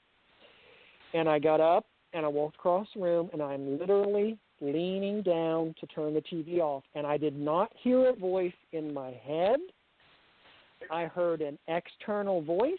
I can tell you it was closer to my left ear than it was my right ear. It was a man's voice. He did not raise his voice. He was very calm. He was very collected. He simply said, no, just sit down and watch this show. I went back, sat on the couch. Within, I would say, a half hour, I saw the flames coming across my backyard. Wow. On each side of my house, I have a private sidewalk. My side of the duplex, just say, is on the right. On the left is the private sidewalk on the other side, and there was a wooden fence, and the neighbors had a wooden shed on the other side. What had happened is someone, arson, set their wooden shed on fire. It came through the basement windows, also climbed up the side of the house, and went into the attic. And like I said, I had a 3-story house. If I had been in bed and asleep, the flames curled from under, and they curled down from above, and they met in the middle of my bedroom, where my bedroom was. I would have been killed by the smoke, and then the flames would have gotten me. If this man's voice had not said, no, just sit down and watch this show, and I will never forget the way he sounded for as long as I live. That's amazing. And it destroyed the house. They fought it. I think it was 5 companies, 7 companies. It was bad. They got here very quickly. So they fought it from just, say, 11:30, 11:45 at night until almost 11:12 the next day, until they finally left. My house is only 2 stories now because it's so big I didn't need a 3rd floor anyway, and I couldn't afford the money to put it back on. But and it destroyed everything. I literally left the house with, and Lisa Trapp had me on her, because Lisa's another good lady. She had me on her program again a couple months after the fire because she wanted me to talk about it. And I literally left the house. I didn't have shoes. I didn't have socks. I had a pair of pants and a shirt. And that's all I had after the fire. And see, it was not your time. No, absolutely not. And and of course, arson, and I would have had some items left after the fire. However, due to it being an arson investigation, and this is what May 28th, and my birthday is June 5th, so happy birthday to me. I don't like to celebrate my birthday anymore because it's always bad news. I could have salvaged more items, but because it was an arson investigation, for several weeks they had the house taped up and I wasn't allowed to come in. And in that humidity of summer, black mold destroyed anything the fire and the water didn't get. See, that's something else you could write about. So that just was. But then, yet again, my first thought was, as bad as this is, I have walls, I have some floors. They told me I'd never rebuild it. I did. But my first thought was, okay. Every day I called, because my first thought was, I can't make this better unless you let me start working on it. I cannot fix this if you don't let me work on it. So well, that's just what go ahead. Since we now are down to 39 minutes left out of our wonderful 2-hour show, I guess our audience wants to talk about your books. I don't understand why we're having such fun doing this. We'll have to mention them, and then we'll go back to this on the next show. You invite me back. There we go, because you are coming back. Then I can tell you about the blood in the house that happens all the time in my house. Oh yes, we have to discuss. I got one of those houses. Yeah. The latest book. Oh wait, don't leave yet. Don't go to the books yet. Just real quick. Oh. There's more paranormal that goes on in my house with the house fire. Oh yeah. I had the investigator come after they released the house to me, and he's telling me he's agreeing with the investigators, and he's like, you're not going to be able to rebuild this. These 158-year-old wooden floors, they're ruined. Look how they're wavy like the ocean. These plaster walls that you think survived, they have bubbles in them. They're never going to be fixed. He's like, I've been doing this for 40 years. He says, I'll tell you right now, I hate to break it to you, it's best if you demolish it and just put a modular here. And he says, I'm going to take pictures with this new digital camera they bought me. It works so much better than the regular other cameras we used to use, and blah, blah, blah, and blah, blah, blah. So Dave is here for 2 whole days taking pictures and taking statements and all this stuff. And when he leaves, he says, now you can start cleaning it up. I got everything I need. I said, are you sure? Yes, I have everything I need. Go ahead, start cleaning it up. I know you want to get in here. He says, the last thing he says to me is, unfortunately, as bad as your fire is, it's a total loss. I can't get to your case yet. I think he said 2 more or 4 more ahead of you, because apparently that summer there were just fires all over creation here. And he says, but now I got your pictures and all this information, paperwork. You go ahead and do what you need to do. I start, and I work like a horse, and people will tell you I'm here from plus I still worked. If I wasn't at work, I was here. I would get up at 6 a.m. in the morning, and then I would end up in bed at 2 or 3 in the morning. And it went on, and then several weeks later, I get a call back from Dave, and he says, how much work have you done on the house? And I said, well, I have done a whole lot. He says, I need to come back. He says, not any of the pictures have turned out from the digital camera. I have to come back and see if I can take them with a regular camera. You can't take pictures in my house, because a lot of people's watches stop when they come in. I have a weird element to my house. Well, anyhow, long story short, Dave comes back. He cannot believe, with his 40 years of experience, my wood floors have gone down and they're almost flat. Plaster walls are no longer bubbled. They're almost flat. And he's like, I cannot believe this. What did you do? I said, I didn't do anything. Now, people will tell you it was water evaporating, but a good builder will tell you it's not going to go that flat. So I don't know. And people swear in pictures I've posted they can see stuff in my house, but I'll leave that up to the people who look at the pictures. And that brings us to the Rhayven House. To the Rhayven House. I love that book. I would say that was my favorite so far, but then I say that every time I finish a book. Well, tell me about the Rhayven House. Rhayven House starts out. It starts out with a young boy staying with his grandmother in her square little cement block house on a stormy night. And he's gone to bed. He knows she's in bed, and he's got to go to the bathroom. And he finds, and I think it says the electricity's out, I'm not sure. But he doesn't have a flashlight, but he knows she keeps, as in the older houses did, they kept the oil lanterns on top of the dresser, and he knows she kept matches in the top drawer in each room. so he thinks he's a big boy now. He's old enough to get up and go to the bathroom himself. He doesn't want to wake her up. And so he lights the oil lamp, and he goes out from the bedroom into the living room, goes out into the kitchen, and his grandmother's room is beside the bathroom. And he's thinking about the white-haired man.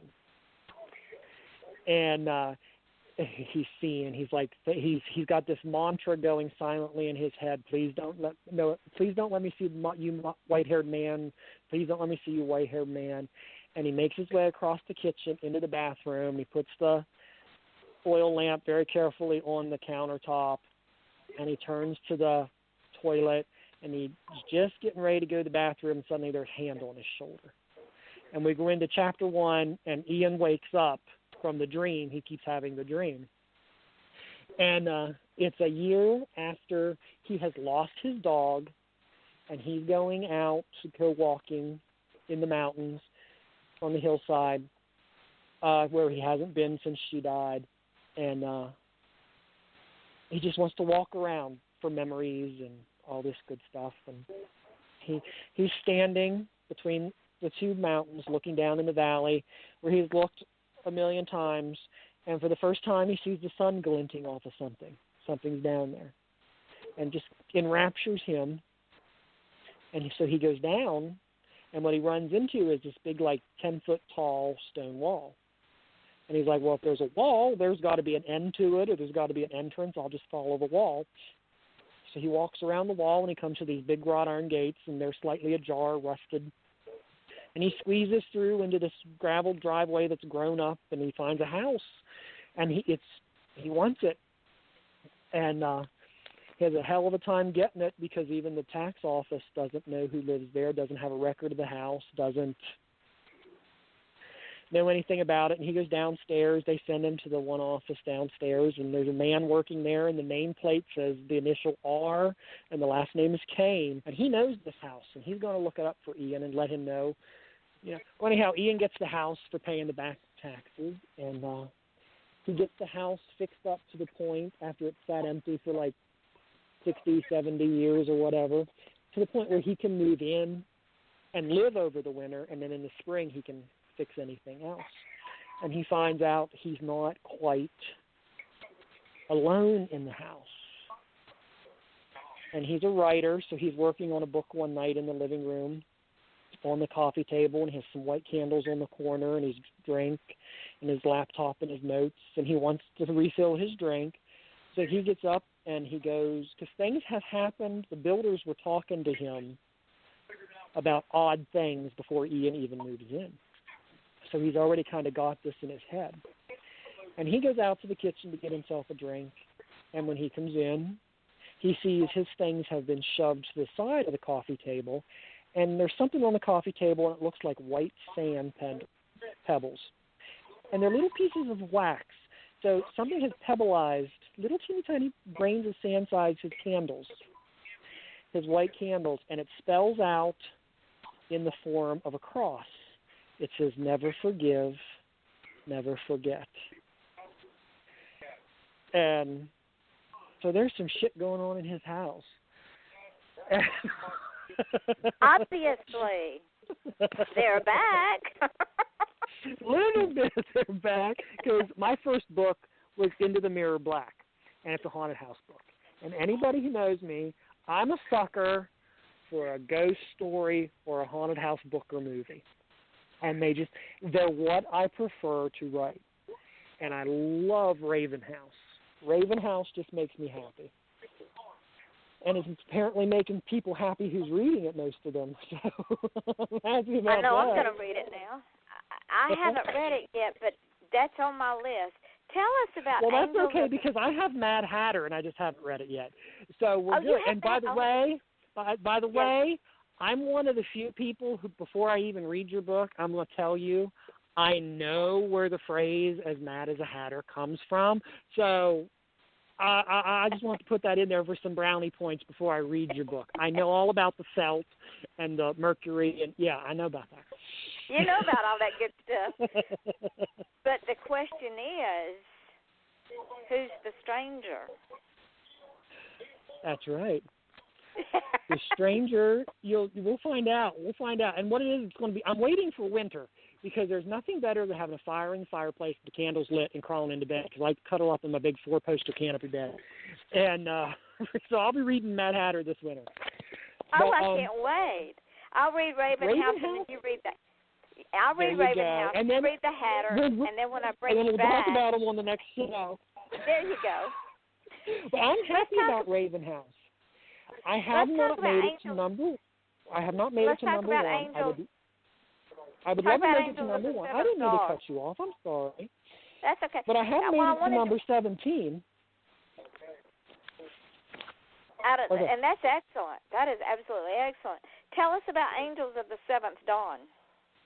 Angels of the Seventh Dawn has murder, mystery, magic, and some more than mortal characters is what I call them. My first 3 books, Into the Mirror Black, Angels of the Seventh Dawn, and Angels of the Morning Light, they kind of comprise a series that is not finished yet. I call it my Scarabee Saga, and just like next year, I hope to have a collection of short stories I wrote before I wrote my first book that's going to come out, and they're going to take place before Into the Mirror Black. Angels of the Seventh Dawn, I love.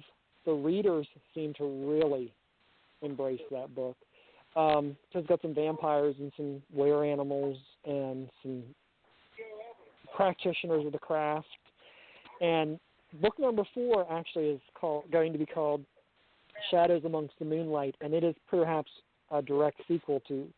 I always tell people it's a direct sequel to Angels of the Seventh Dawn because I tell them if you want to read them out of order, read Into the Mirror Black and Angels of the Morning Light, and then read Angels of the Seventh Dawn and the new book when it comes out, Shadows Amongst the Moonlight.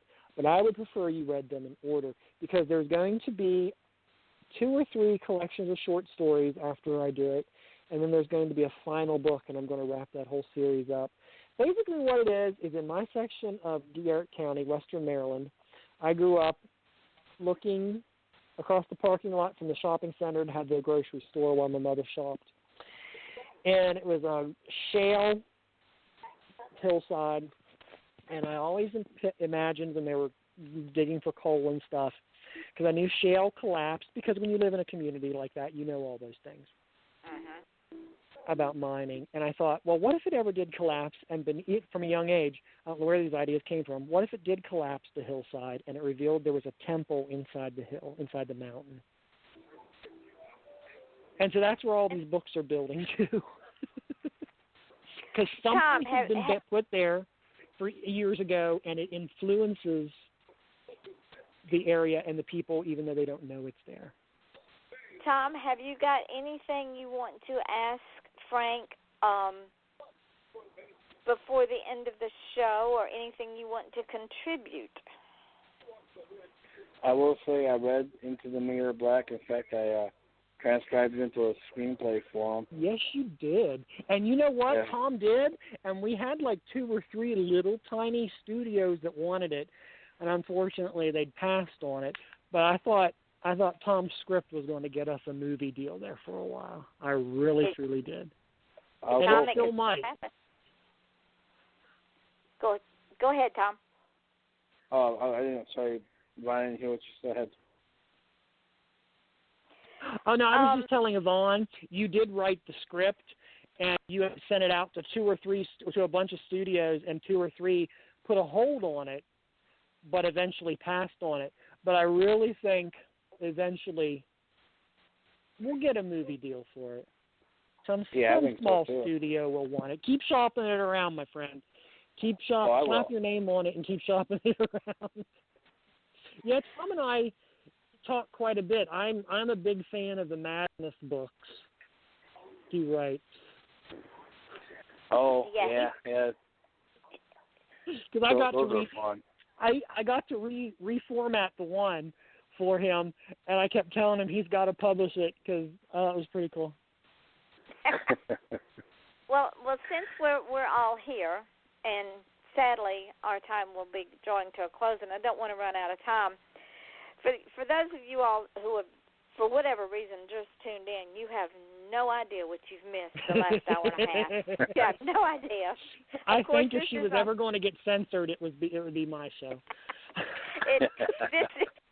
No censor on this show. This is Off the Chain. I am your host, Yvonne Mason. My guest tonight is Frankie Bittinger, and my co-host I just got a comment. This is quite the conversation. Body snatching, decomposing bodies. and my co-host and friend, Tom. Now, since you both are here tonight, first, Frank, I'm going to ask you, before I ask you, let everybody know where you can be found, because I know after tonight's show you're going to get bombarded with new fans. So. I can be found on Amazon. Go look up my name. Buy some books because I need some ties. That's funny. That's a private joke between Yvonne and I, because before the show started, she said she wanted to be remembered after she was dead for making a difference, and I said I wanted to be remembered after I was dead for how pretty I am. So that goes along with that. So only Frank. Type Frank Bittinger into Amazon, or you could type frankebittinger.com. That's my fledgling website now. I've had it for a while, although I still call it fledgling because I don't go there a lot because I'm not a big blog writer. But I do have a website. You can learn all kinds of information. And if you type my name into Facebook, you'll find the page that was started for me by readers of my book. And then you'll find my personal page. So you can hit me up under Frank Bittinger on Facebook. I have a Twitter, but I do not have like Instagram and Vine and all this stuff because I really don't know because I'm really pretty and I'm not very bright, so I don't know how to work all that stuff. And two, there's only so much time in the day, and I would rather look at myself in the mirror than be on the computer updating all these different profile pages. You opened a door, but Frank, I love you, honey, so I'm not going to walk through it. I'll save it for the next show. But what I would like for you to do, and I'm going to let I want Tom to go first real quick. You need to do another collection, by the way, because Tom and I were in Alan Draven's collection a while back, and you talked about critic choices. Boy, people either got my story in that collection or they didn't get it. One lady ripped me to shreds, one big critic. She said it was one of her favorite stories, but basically because the monster, in quotes, didn't kill anybody and there wasn't any blood and guts, she didn't like it. But the guy from Blood of the Muse loved it. He said my story was the perfect placement at the end of the anthology. It was an emphatic ending. It was an apostrophe, and it was an exclamation point. He loved it because he got it because it was like more of a morality tale. So, Yvonne, you need to do another collection so Tom and I can be in your anthology. Okay, I can do that. But what I want you to do now, and I want Tom to do it first, and then I'll let you go second. Tom, you and I have had many, many conversations, and I've had to pull you away from the black hole for I can't count the time. What I want you to do in about 3-4 minutes, tell our listening audience, and you'll get asked this question when I interview you, tell our listening audience if someone has a dream, what they do to make that dream real. Okay, I got 3 to 4 minutes to do this. If you can do it in 3 or 4 minutes, if you can do it in less. Okay. Make your dream come true. You work. You put it in. You don't. If there's something that you're not good at, you don't hide from it. You don't move away from it. You don't let it slide. You attack it. That's a lesson I had to learn again very recently. You just you just attack it. You just keep going. If it's worth it to you to put in the effort, then it's worth it for you to see it through. You just don't quit. You keep going. You get rejected. If you're a writer, you get rejected. So what? Every writer in the world's been rejected. Do it again. Keep going forward. If you're an artist and you're not getting anywhere, so what? Keep practicing. Do it again. Nobody does it on their first try, and if they do, they don't enjoy the process. You got to pay your dues, and paying your dues means you just keep moving forward. You just never quit. Right.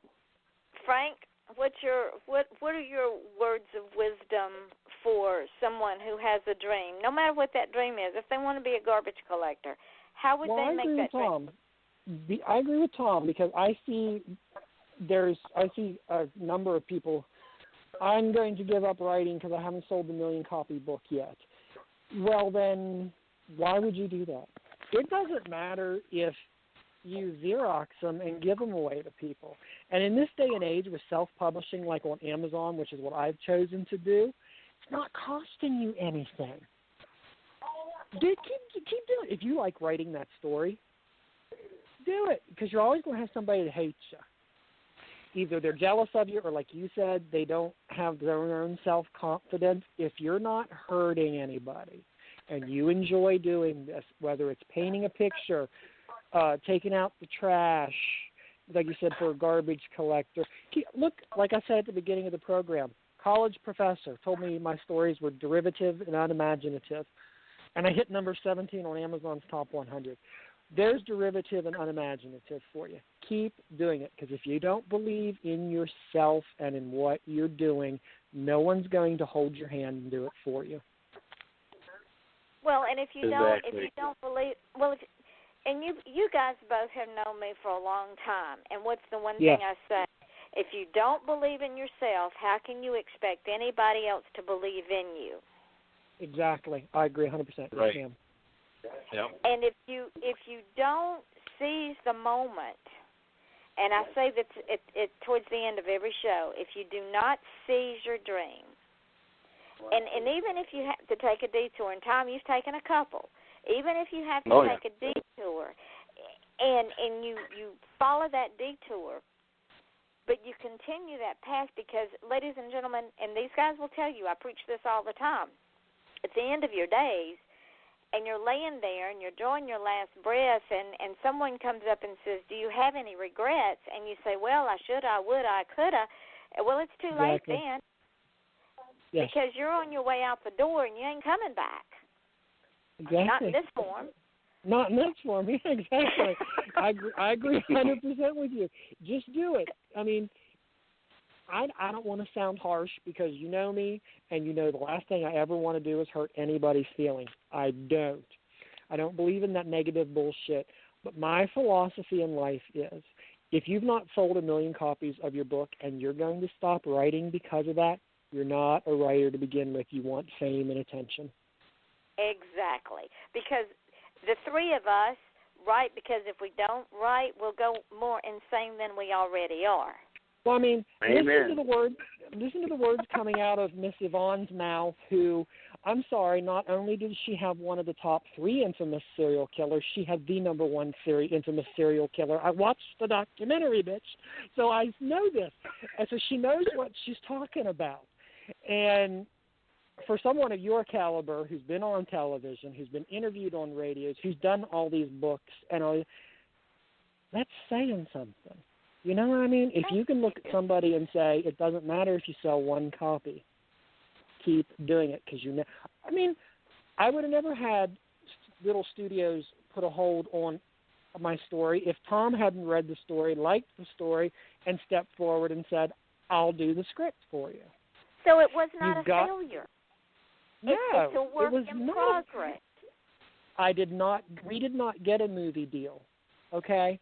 But my philosophy for someone who says, well, you didn't get a movie deal, I'll turn right around, look them in the eye, and say, and how many of your books that were published were written into scripts that were sent out to studios, had holds put on them? So before you consider me a failure. And as Tom says, you haven't gotten a movie deal yet. That's right. So before you consider me a failure for something I've done, you need to reassess what you have not done. And we all know. Well, yes, and we all know that the world is filled with who have not fulfilled their dream, no matter what and ladies and gentlemen, what we're saying is, to have tried, you've already succeeded. But if you sit around and don't try, you've completely failed, because exactly. you didn't even put forth an effort. You waited for the effort to come to you. And, guys, I don't know about y'all, but effort has never come to me. I'm still looking for it. And when I find that stuff, I'm going to struggle with it. Well, people have told me I have a drive because I don't know when to stop working because of growing up so poor. And I said, but is that a bad thing? And, whether it doesn't matter. It doesn't matter whether your personal life suffers or blah, blah, blah. If you have a working drive, how is that a bad thing? It's admirable. Thank you. I feel the same way. And see, it's I like don't I've always know. said. Go ahead. I don't know if y'all realize it or not, but I can't go and do live events anymore because my husband is disabled. I have chosen to do what I should as a wife and the commitment I made, and I take care of my husband. So I found another way, and that is to promote all of y'all. And I'm on your same wavelength, because if you look at my track record with book signings, I've never done a book signing just for a book signing. It's always been in conjunction with a charity event to fundraise supplies or money for an animal shelter, a sanctuary, a food bank, the elderly. And Tom's the same way. Always. Yeah, I have a lot of my books that are published through a couple of my publishers. All the proceeds, all the royalty checks go to like the ASPCA, Juvenile Diabetes, American Cancer Society. That's the way to be. Yeah. And yeah, see, what we're saying, ladies and gentlemen, is there's two types of people in the world. There's the doers. Yes. And then there's the sayers. That's right. Because we are independent artists, and Tom's been with me for years and years and years and years. We both had the same He Who Shall Remain Nameless publisher, but we broke the glass ceiling.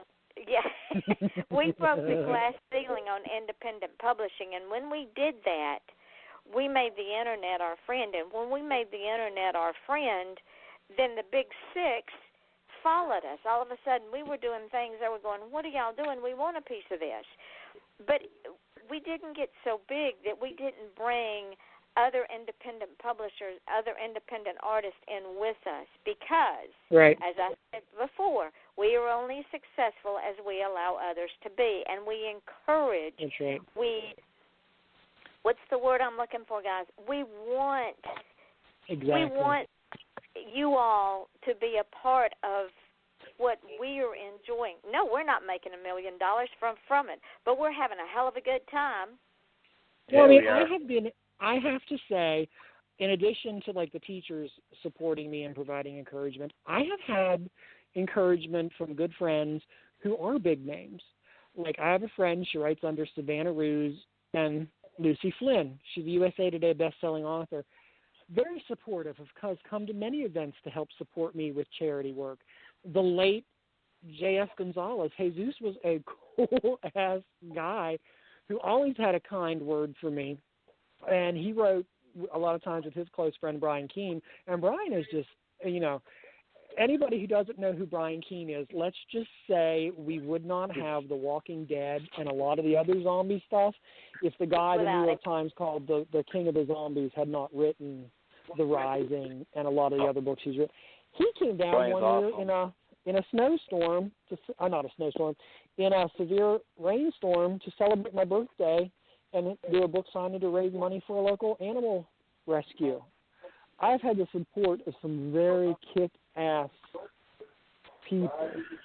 And, I even have a blurb from Brian Keene on the back of Rhayven House because he sent me a message one night, and I forget what we were talking about. We bust each other's chops, and he wrote something along the lines of, "You're beautiful, and I'll stab anyone who says otherwise." And I said, "Can I put that on my new book?" And he says, "I'd be honored if you would." So I did. So Brian's my hero. It has nothing to do with anything, but I'm a weirdo, and I'm eccentric, as Yvonne said, so there you go. But we're all kindred spirits, because if we're not eccentric, how in the world would we be able to write the things that we write? True. My friend Eric told me years ago, he said, I would give anything to be a fly on the wall because I would love to know what the hell goes on in your house at night. And I took that as a compliment because, like you said, we're eccentric, we're weirdos.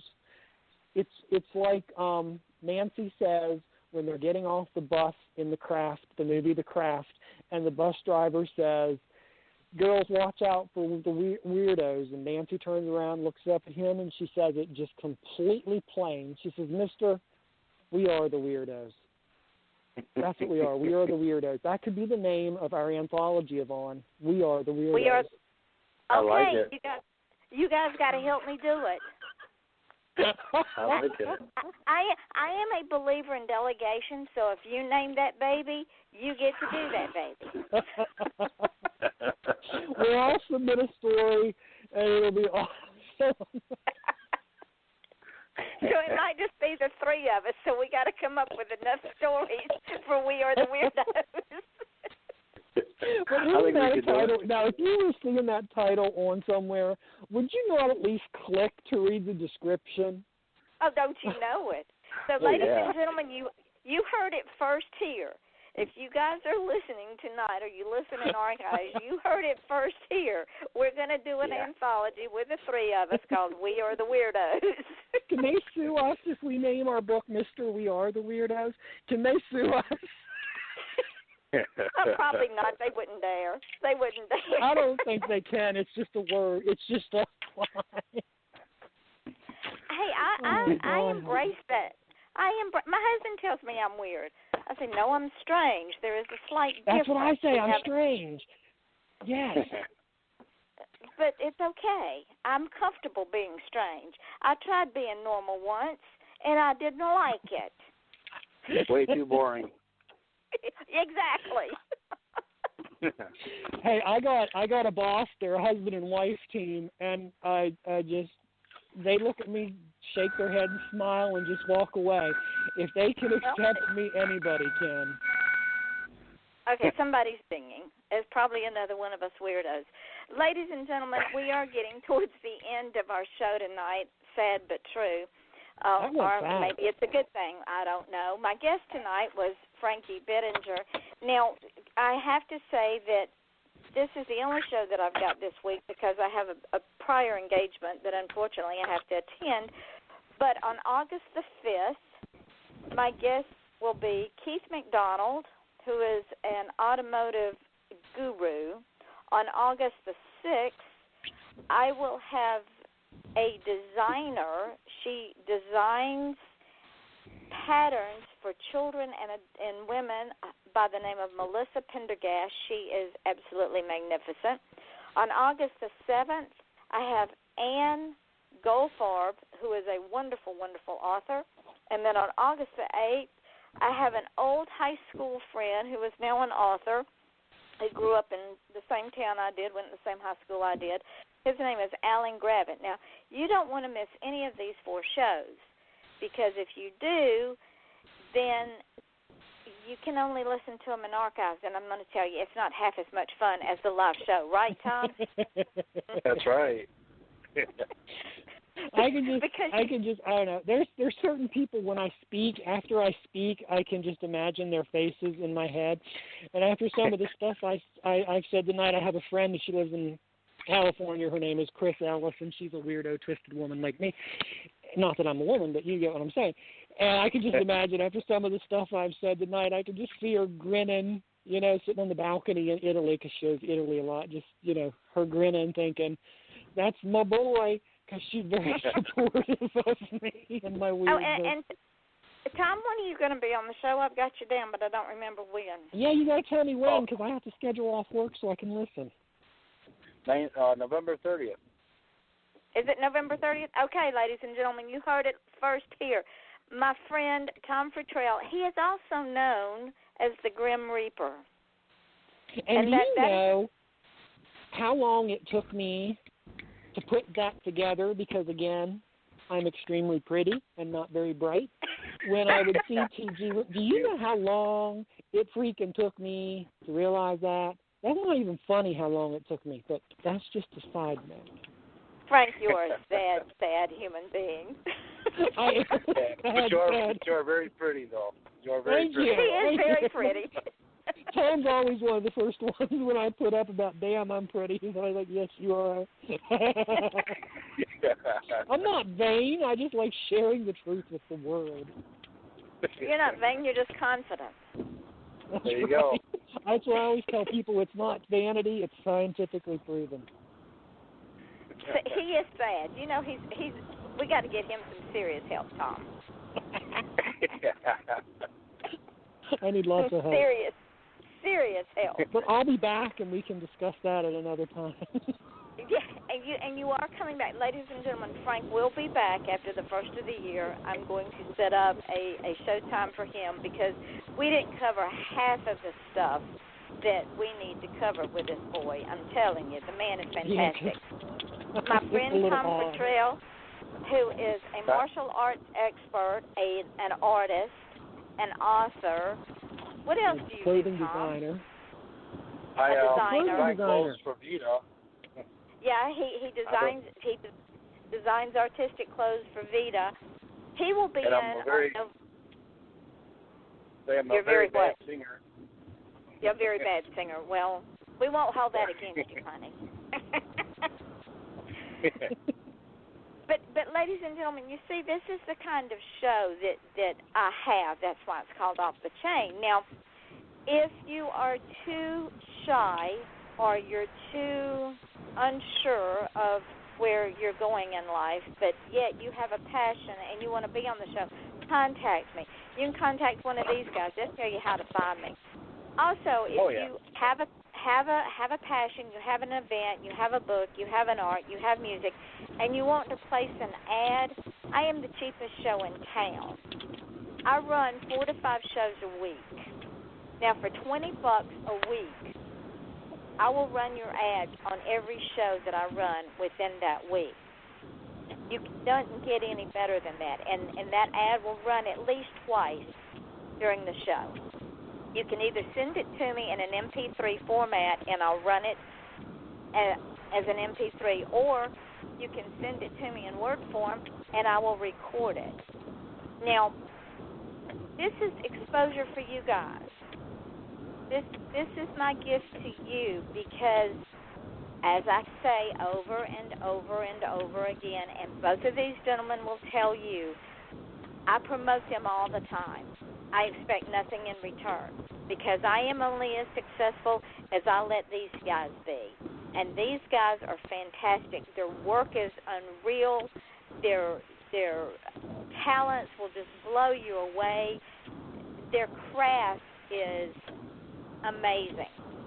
So you want to read both of these guys. You want to go online. You want to look. And I'm pretty. And Frank is pretty. You can't forget that. It's all I got. We can't forget Frank is pretty. It's all I got. Let me have it. Trying to be serious, trying to sell some books, and you want to be pretty. That'll be on my tombstone. He was pretty. Damn, he was pretty. Oh, Lord help us. But we are getting, and this is why it's called Off the Chain. We are getting down to the end of the show. So again, should be called Off Their Meds. On August the 5th, Keith McDonald. August the 6th, Melissa Pendergast.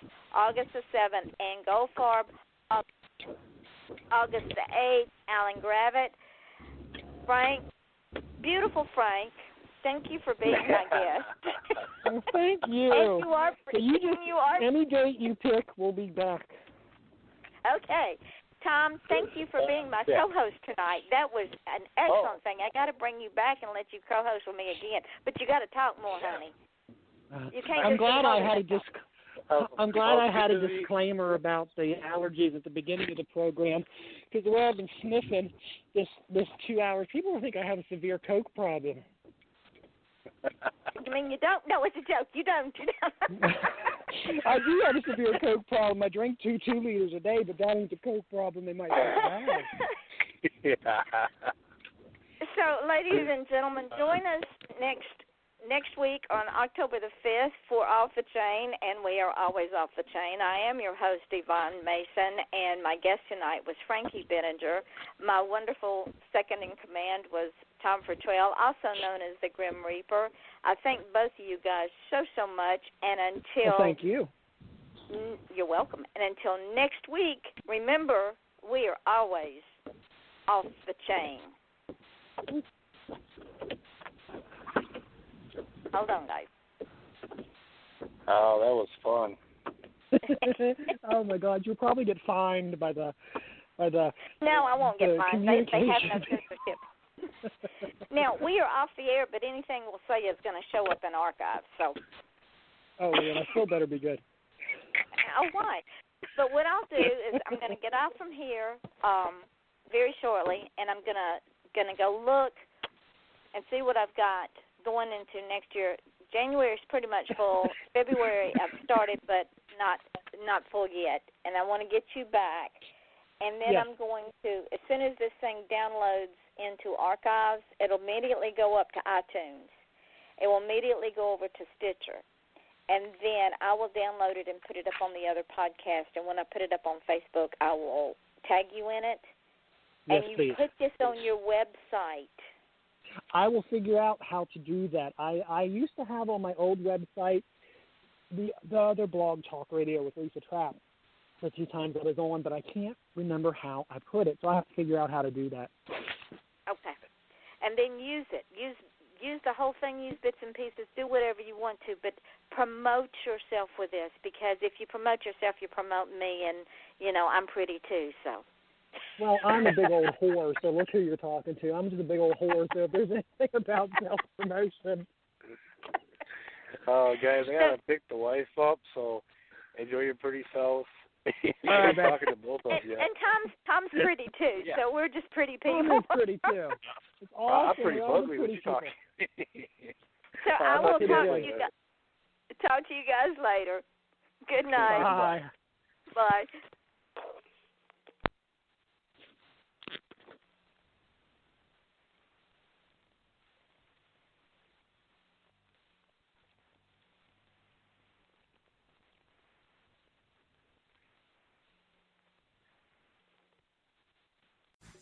Record better audio anywhere with Motive digital microphones from Shure. Easy-to-use options like the MV88 plug directly into your phone or computer and include a free app. Create studio-quality sound for podcasts, music, and videos. Visit Shure.com to learn more.